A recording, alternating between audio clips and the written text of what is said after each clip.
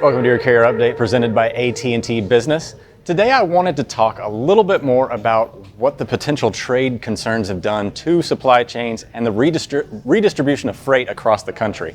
Behind me I have the Outbound Tender Volume Index for the Newark or the Elizabeth, New Jersey and the Los Angeles markets. You can see on top, this is Los Angeles. This orange line is Los Angeles outbound volumes.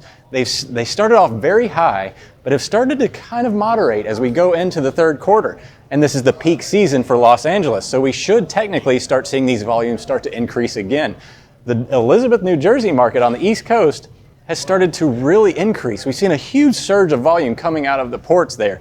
And that's because a lot of the shippers overseas have started to redesign their supply chains. If we go to my next chart, we're going to see a map of China. This is where a lot of our volume comes out, and it comes all the way across the ocean, hits the port of Los Angeles, and then gets on some form of surface freight, either rail or trucks, heads into the country. A lot of that freight does go over to the East Coast. But you see what happens all the way up here in Shanghai.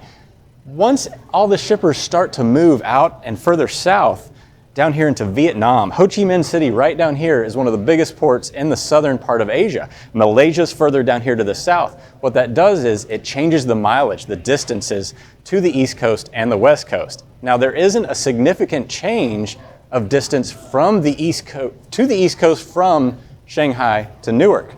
But there is a pretty big difference from down South Asia to Los Angeles. It's about a 2 to 3 day increase in transit time. But there's only about a half-day increase in transit time going from Southern Asia to the East Coast of the United States. So what that's done is it's made the East Coast freight a little bit more attractive to push through the Suez Canal going all the way to the East Coast.